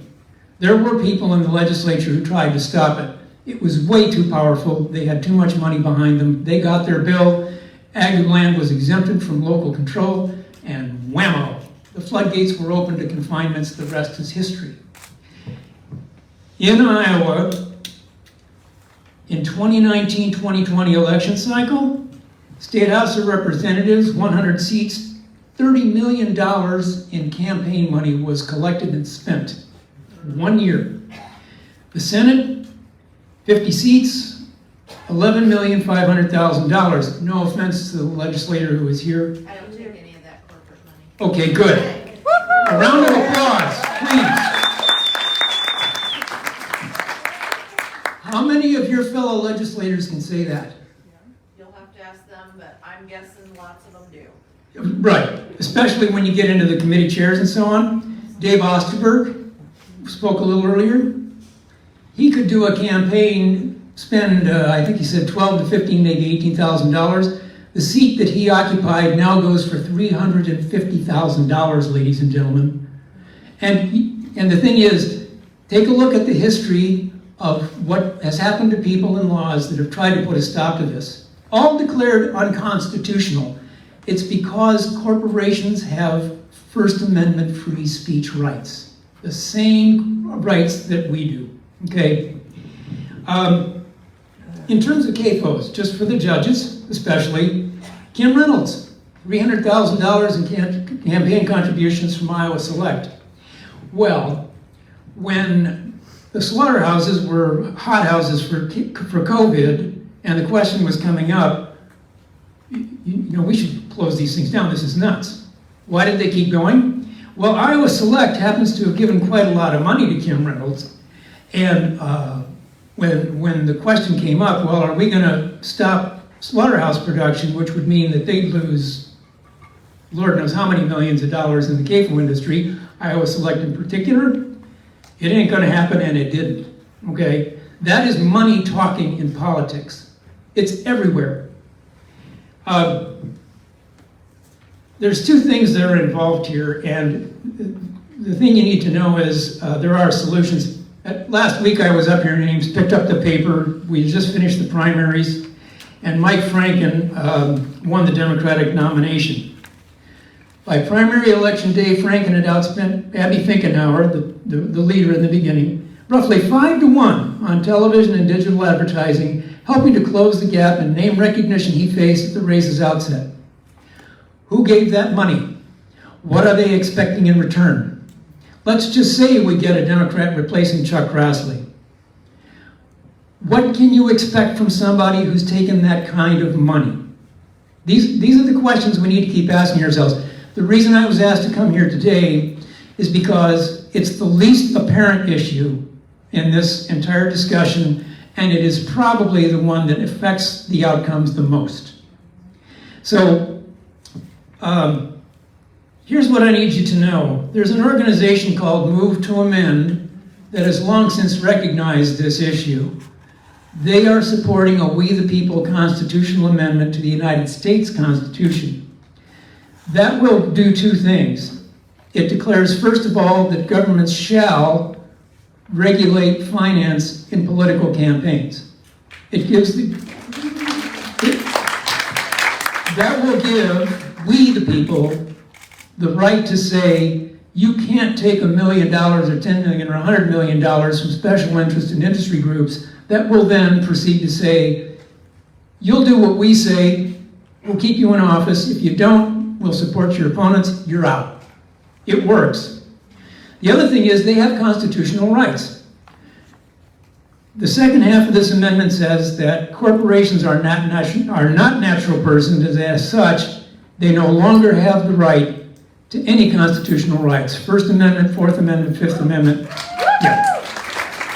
I brought some brochures, I put them out on the information table. Please take one. And as you go about the good work that all of you are doing on this issue, whenever you can, support this amendment. It's got 63 co-sponsors in the U.S. House and Senate right now. And if we get this done, we're going to be able to get all the rest of it done. If we don't, there's a very high probability that we won't.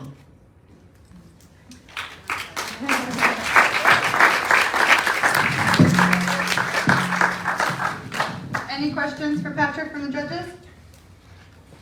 Sounds great. Thank you so much. And our last expert testimony today will be provided by Amanda Starbuck, Research Director of Food and Water Watch via Zoom. Amanda, can you hear us? I can hear you. All right, I'm popping you down at the judges' table. Excellent. Great, thank you for having me. So I'm Amanda Starbuck, and I'm the Research Director at Food and Water Watch. I want to speak to you today about some of the devastating economic impacts that these factory hog operations have had in the Iowa communities. So the factory farm industry likes to evoke the image of the hard-working family farm when opposing any sort of regulation or challenge to their power. But the truth is, their model of raising hogs on factory farms is driving the family farm to the brink of extinction. And nowhere is this more evident than in Iowa. From 1982 to 2017, Iowa shed nearly 90% of its hog farms. And those that remained face pressure to get big or to get out. Today, Iowa is producing 20 times as many hogs as it did in 1982, but on just a handful of farms. And this all happened during a time of rampant corporate consolidation within the pork industry, which gives corporations greater control over the market share and a greater share of profits. In 1980, just 4 companies slaughtered 1 out of every 3 hogs in the U.S. Today, that has doubled to 2 out of 3. And this level of market can be even more extreme at the local level. In Iowa, from 2004 to 2011, just 4 companies processed 9 out of 10 hogs. Farmers today earn $2 less per pound, adjusted for inflation, than they did 40 years ago. We, however, only pay $1 less per pound of hogs to supermarkets. The pork processors and the retailers are capturing the rest. This blue line on the graph you see shows the price spread, which is increasing share of hog sales captured by corporate middlemen. In fact, farmers face such tight price margins that only the very biggest farms can cut a profit. A recent study by the University of Lincoln, Nebraska found that a contract hog operation had to house over 1,000 hogs in order just to break even. And the average net return was just 5 cents per pig. That amounts to about $112 in total profits in a year, assuming that you turn over that hog herd 2.25 times per year. This is hardly an economically efficient or farmer-friendly system. And these impacts cannot be overstated, and they spill out into rural communities that depend on family-scale farms for their existence. Food and Water Watch recently did an economic analysis comparing Iowa counties with the largest hog farms and the most hog sales to those with smaller farms and fewer sales. And we found that counties with the most factory hog development were worse across a wide range of economic and social indicators. As this graphic shows, counties with the largest farms and the most sales saw median household income plummet. The opposite was true for counties with smaller farms and fewer hog sales. We did a similar comparison between Iowa's most rural and most urban counties, just to tease out any influence that ruralness might have on these findings.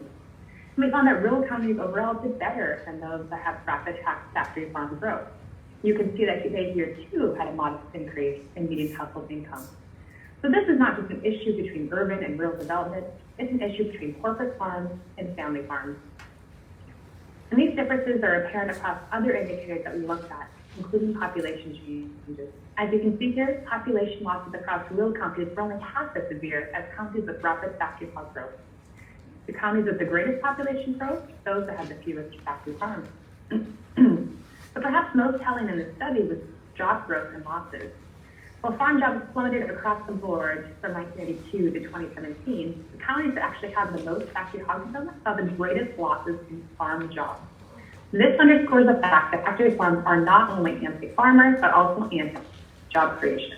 And a wealth of data shows that smaller family-scale farms can only employ more people per output, but they also spend more money at local businesses, helping to support additional jobs in the local community. This all contributes to a robust economy and a thriving Main Street that keeps people and businesses from fleeing. Factory farms, on the other hand, are just that. Factories meant to turn out the maximum output, all for corporate profits, regardless of the impact on workers or communities.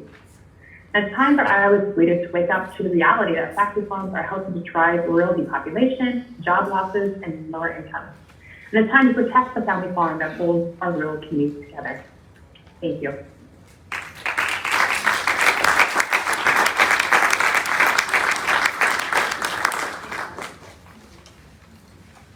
Thank you, Amanda. Amanda, can you hear us? Ooh, I can hear me.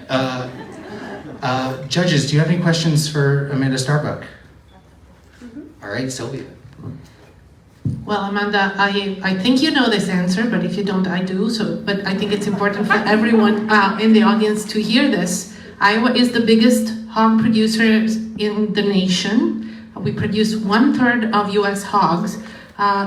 How close are we to the second and third state? I mean, we're not that far out of the norm, are we, or are we? Can you repeat the second half of that? I didn't quite hear the second half. So Iowa produces has an inventory of over 22 to 24 million hogs, right?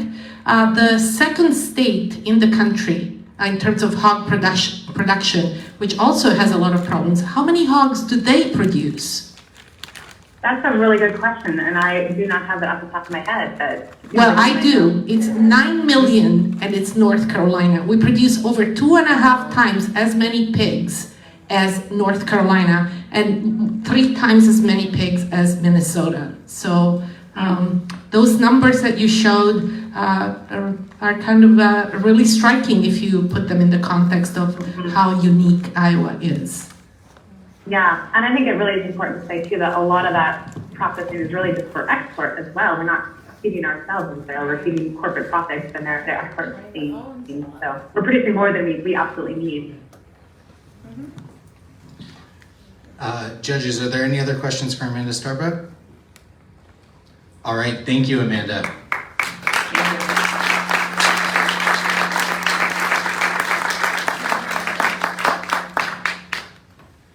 All right, folks. So now we've heard from a number of community members, farmers, and experts today about the damage that factory farms have done to our great state. Our judges, I think, have been hard at work throughout the presentation, jotting down some notes, and I would like to give them an opportunity to deliver their thoughts on the matter and maybe even a verdict. So first, I'd like to ask Senator Claire Celsi to speak for a few minutes on what we've heard today. Senator? Thanks. I'm going to stand up just because I'm getting crampy sitting down for so long.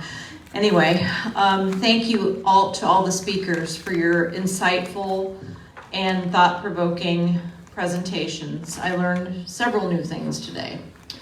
And yeah, that's one of the points I want to make. All the collective knowledge in this room far surpasses anything that I could ever learn in a lifetime, let alone a few years in the legislature. So I want to just say how insignificant I am just as a person in that place, compared to the collective knowledge that you all have. And it's pretty awe-inspiring. So I want to thank you for that. The phenomena that's most controls where I work at the legislature is what really is happening in our country, and that's the divided conversations that we have. For the most part, Republicans listen to Republicans and Fox News and their groups that they get information from, and for the most part, Democrats do the same. So I'm not saying we're any better, but there is one thing that we are better at, and that is we still keep trying to listen and learn the facts, most of us anyway. There's few exceptions. So the thing that I take away from this, and I'm giving you my perspective as a legislator. These folks will have, I'm sure, far more insightful things to say, but they listen to a few groups. So moving forward, I really wish the strategy would target these groups a little bit more, because that's who they listen to. That's who they get their information from. The Farm Bureau. Okay, that's the king. The family leader. Bob and Company. Iowa ABI. And the Chamber Alliance. Those are the big ones. There's lots of little lobbying groups up there, but those are the big ones that they listen to and get their information from. And I want to tell you just a teeny little story to illustrate how these divided conversations happen, even in the legislature. During the COVID pandemic, Kim Reynolds came out of the gate actually listening to some of her advisors. Do you remember that? When she first talked some sense the first few weeks? And then she went to Washington, D.C. and started talking to Trump and his ilk. And she came back a changed woman. That trip really changed her. After that, before she left, we were having joint phone calls with Dr. Padati, with Republicans and Democrats, all on the same call, listening to each other and listening to each other's questions and hearing the same answers from public health experts. A couple weeks later, guess what happened? We had separate phone calls. We didn't even get to be on the same Zoom call or same phone call with our colleagues anymore. So just know that when you say to, especially a Democrat, well, you guys work together, work it out. Walk across the aisle and talk to your colleagues. That is simply not the way it works. So you have to get to them where they live, where they worship, where they get their information. So as much as you can get to them at home, the better. Because I can't get to them because the only people they listen to are those groups that I mentioned. So I just wanted to give you a little bit of perspective, and I think it's changed. I truly think it's changed over the years. There used to be more collegial interactions. There used to be more dialogue. There used to be more information gathering. Simply doesn't happen that way anymore. So it's super frustrating, but I'm not here to whine about my job. I'm here to listen to you, but I wanted to let you know what that perspective is, straight from someone who works there. So again, thank you for everything. Thank you all for being here on such a beautiful day. I appreciate it. Thanks so much. This is just a formality. I was going to hand the mic to you, but second off, Dr. Silvia Secchi, please present your verdict and remarks. Well, I want to start reiterating my thanks for you guys being here. Those of you who follow my work and my scientific communication and public engagement efforts, it gets really, really lonely to do what I do. There's not that many people actually, you know, I guess I brought my husband with me because I'm afraid of coming to Ames by myself, just in case I get, you know, the cults crowd is powerful in this place. So I really appreciate that you are here, and more broadly, I appreciate that this perspective is what is needed to reframe the narrative. The narrative of America needs a farmer needs to include the fact that CAFO operators are not farmers. That's not who a farmer is, and that is not what a farmer does. And so I appreciate listening to all the perspectives of the voices that we've heard today about the extent of the damages that this land and this water and the people that live here are suffering. You know, we heard about the impact of this system on climate change. And by the way, do not listen to any of the greenwashing that's coming out of task forces that say that we're going to capture methane from these facilities and that's going to solve climate change. Don't listen to those who say we can just do technological fixes at the end of the pipe and that's going to solve the structural injustices and environmental problems that this fundamentally unbalanced and unjust system is creating. There are no fixes at the margin, and be enraged that people with scientific credentials for 30 pieces of silver are selling their scientific credibility and telling you that that's going to solve the problem. We can't kick this can down the road like we've been doing for decades, and that's why we are where we are. We're not producing the science that we need to solve the problem. We're producing the science that enables the greenwashing of the problem. And I am ashamed of being an Iowa State graduate because of these actions. From climate change to infectious diseases, antibiotic resistance, nitrates in drinking water, with mounting evidence, by the way, that our standards in drinking water are too high, and we're having chronic issues and cancer associated with those lower levels that many in Iowa are subject to because we can barely treat to the current standards. Animal welfare issues, and it goes all the way to our diet. We've heard testimonies about all these structural problems. So I am thankful that you came here and you spoke up against the false narrative that is paid for, right, by interest groups who are happy with the status quo. That it is really terrible for most of us who live in Iowa, people who live downstream from us, and the people that actually have to eat this crappy food that we produce and that we should be ashamed of, okay?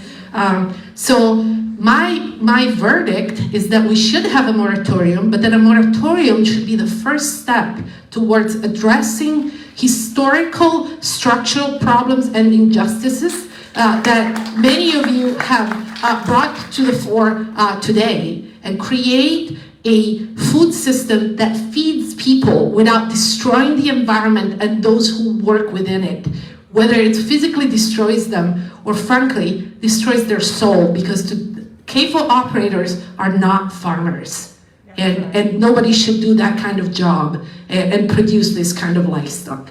Thank you.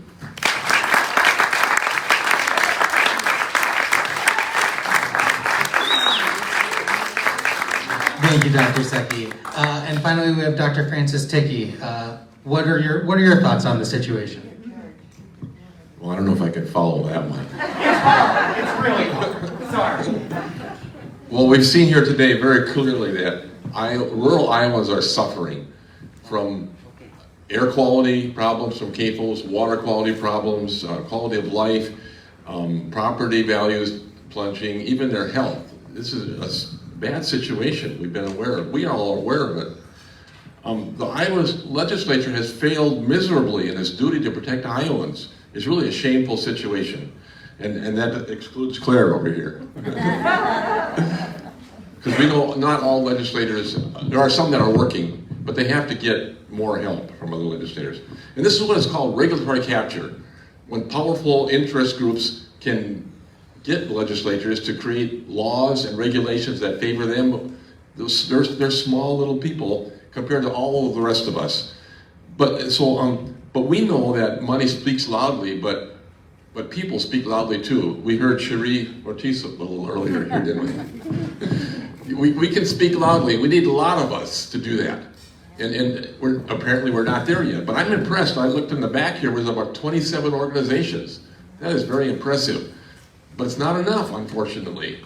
And Claire made some good suggestions for all the activists out there of organizations to target, to bring them along. That's very important. And absolutely, we need a moratorium. But I have actually here too, Silvia, that's the first step. But I look at it from a little different perspective about that. We've seen today we have monopolization of markets.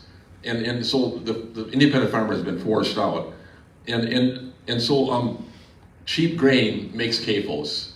And this all comes into the bigger picture. On the international level, we have these multinational corporations that run the WTO, the World Trade Organization. And the World Trade Organization has power over sovereign countries.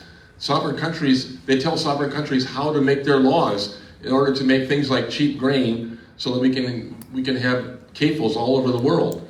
And so it's a huge problem.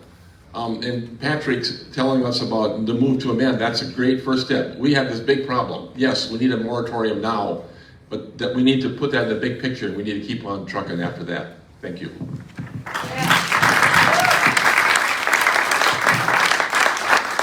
Thank you, Dr. Thicke, and thank you to all of our judges. I would say the verdict is pretty clear. It sounds like we need a factory farm moratorium, right? But it also sounds like that's just the first step, because this is a pretty big problem. And I mean, I want to be real with y'all. I think the problem isn't that we don't know what the solution is. The problem is a problem of power. There are 63% of Iowans that would support a moratorium on factory farms, but they're not all organized. And they certainly don't have the funds that Big Ag has pumped into changing opinion on this issue. So what we need to do is build some power. As Dr. Thicke said, there's 27 organizations in IARA.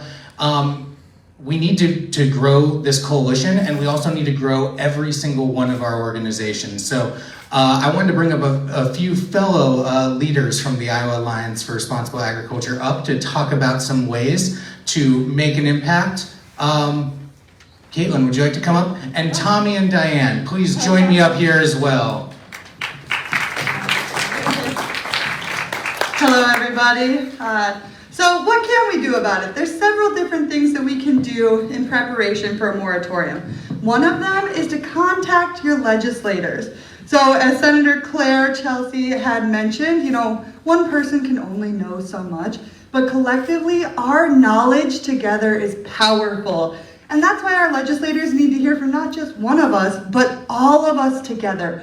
All of the different aspects of this dire need being flooded in by email, by phone, giving them actual paper letters. Contact your legislators and let them know that we need a moratorium, that Iowa is not a sacrifice zone. From each and every one of us, tell your friends, tell your neighbors, we need to get the word out to our legislators. From here, I'll pass it off to Tommy to tell us what else we can do. Okay, I know another thing that we can do to keep building power here, we're all in this room, and so we are now all qualified authors of letters to the editor and op-eds to go in Iowa's newspapers. Because as we know, as we just heard, 63% of Iowans support a factory farm moratorium.